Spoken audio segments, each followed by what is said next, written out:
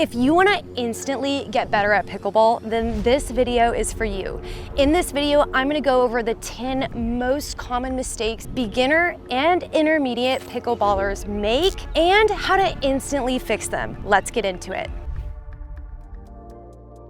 So the first mistake I see a lot happens with beginners, especially when they're dinking at the kitchen line. So this has to do with slapping the ball. I'm gonna show you what this looks like. So a lot of beginners will slap the ball when it comes to a dink.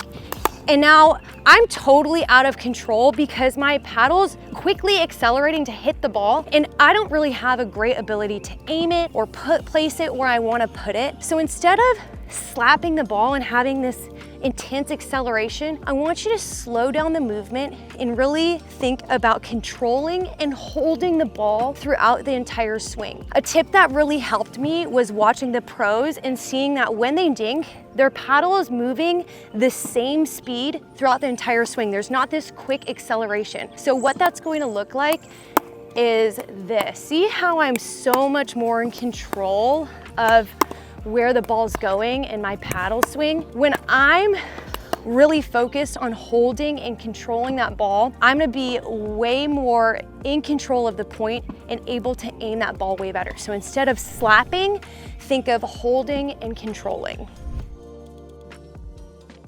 I see a lot of people making this mistake on their dinks as well, and it ends up causing a lot of pop-ups, and it's being super wristy with the shot. Now, what happens when I'm super wristy is all of a sudden I'm relying on my wrist to really carry that ball over the net instead of using my bigger muscles like my shoulder and my forearm. So instead of having this really floppy wrist, I want you to think of having a loose grip and a firm wrist. Now, that being said, I want to talk quickly about grip. A reason why a lot of beginners will pop up the ball in pickleball on their dinks is because they're death gripping their paddle. Now, when I'm death gripping my paddle, you can see my veins.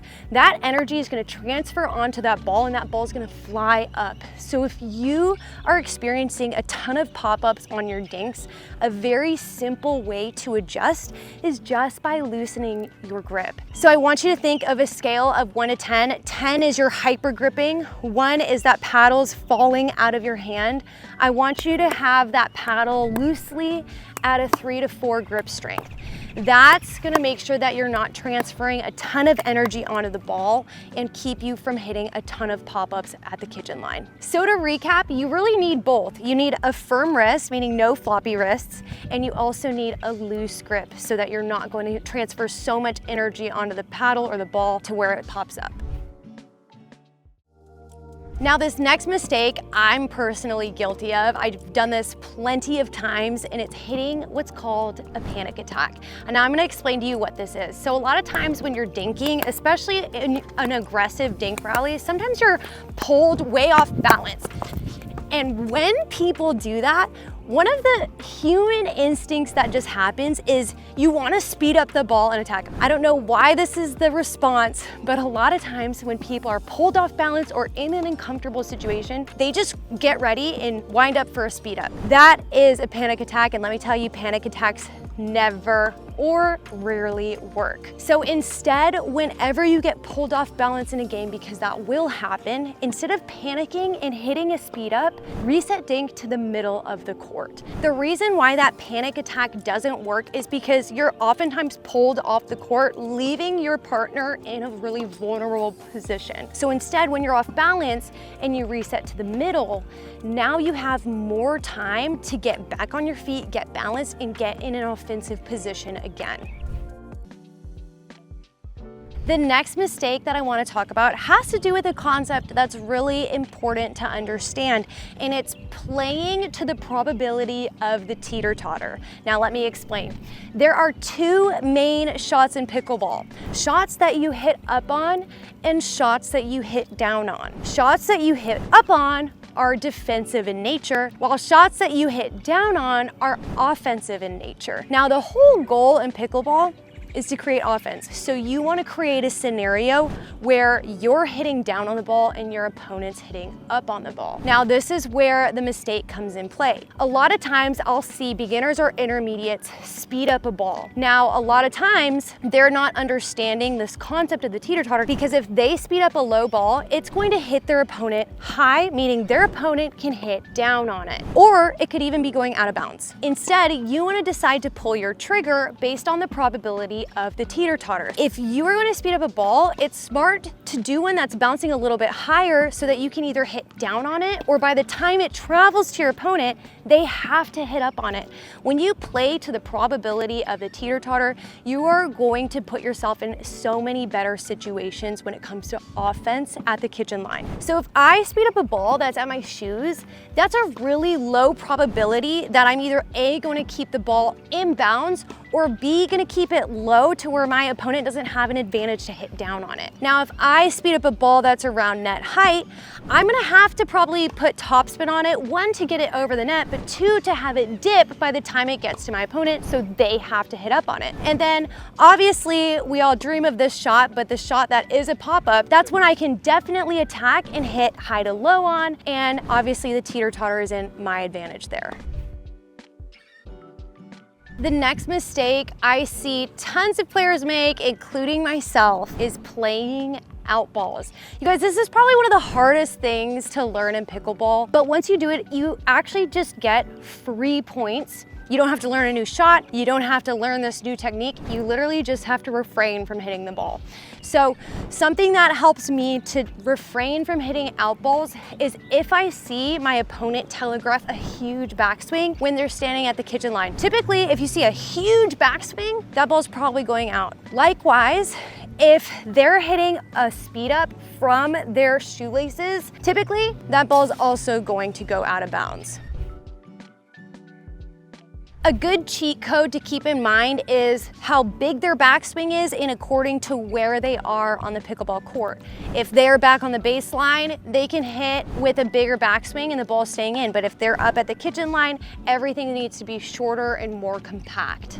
If you're watching this channel, you must really like pickleball. And if you really like pickleball, then you're gonna want my free PDF of the 9 most essential pickleball kitchen shots to learn. You'll get videos for every single shot, and it's super, super valuable. So go ahead and click the link below and I'll send it to your email today.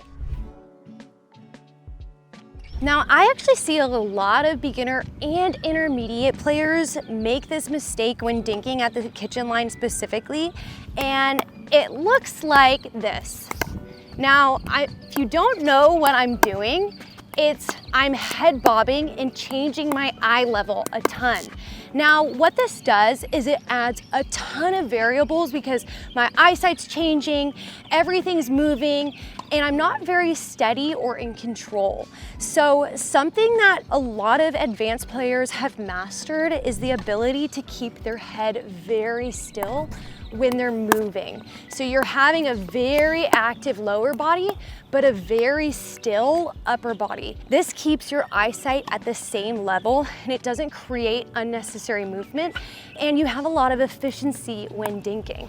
So instead of head bobbing, really work on having an active lower body and a very still upper body. This will create a ton of control when you are dinking, especially aggressively at the kitchen line. This next mistake, even advanced players make, and it has to do with understanding angles when you're on the court. A huge mistake pickleballers make are basically going for too much with angles. Now, you have to remember, pickleball really is a game of probabilities, and you have to think, what is the highest percentage shot I have versus the lowest percentage shot that I have? Now, the reality is when you're dinking at the kitchen line and you receive a really sharp or hard angle, it can be tempting to be like, ooh, I want to return the favor and give back a really sharp and hard angle. But especially if you are near the net, that is probably the hardest shot to choose out of all the shots that you could select. So instead of always thinking, okay, I'm gonna get a really hard angle and I'm gonna give a really hard angle, instead think and choose your shot based on shot probability. Meaning if I get a hard angle, I'm going to choose the shot with a higher probability, which is going to be less of a hard angle and more towards the middle of the court, because I know I'm going to be able to make that ball a lot easier than I will a very sharp angle. Vice versa, if I get a ball where I'm on balance and I'm in the middle of the court, now I have more of an ability to hit a more aggressive shot, maybe with more of an angle because I'm away from the net, and I have a higher probability of making that aggressive angle because my positioning is so much better. The next mistake I see a lot of beginner pickleball players make has to do with the bounce on their dinks. Now let me explain what I mean. So a big mistake I see is beginners will take a ball off the short hop, meaning right when the ball hits the ground, they hit the ball. Now, the problem with doing that is because you're hitting the ball so low to the ground, the only option you have to hit is a defensive lift dink because you're contacting the ball so low. So a way to fix that is to actually let the ball rise to the apex, meaning the highest point of the bounce. That way you have more of an option to hit some more offensive dinks because that ball is bouncing higher. This mistake actually isn't talked about enough, and it's having late preparation when you're dinking at the kitchen line. So a lot of times I'll see people kind of have these jerky motions and they're putting their paddle down and coming right back up super quick. And again, it's super jerky. And what ends up happening is you're just really late hitting the ball. Now remember, when you're dinking at the kitchen line specifically, it's very important that you're in control. Good dinks require lots of control. So to help you cue yourself and get yourself to have early preparation for dinking is making sure that you decide whether you're hitting a forehand or a backhand by the time the ball is coming over the net. So right when I see the ball come over the net, I'm already getting my paddle either to the forehand or the backhand. That's gonna help me cue myself to make sure that I'm getting my paddle down and in the right position. This last tip might sound funny, but I promise if you've ever been in an intense dinking rally, you've made this mistake, and it's not breathing. So we've all been in a point where it's so intense and you just don't want to make a mistake, but you have to remember mistakes happen when you're tight. So in order to not be tight, it's really important to cue yourself to breathe. I know that sounds crazy, but that helps calm your nervous system and keep in control of the point. So if you're ever in an intense dinking rally, make sure that you are slowing your breathing. You're not holding your breath because all that tension will travel into your arm and often cause some unforced errors. If you guys enjoyed this video, make sure you like it, leave me a comment and subscribe, and I'll see you in the next one.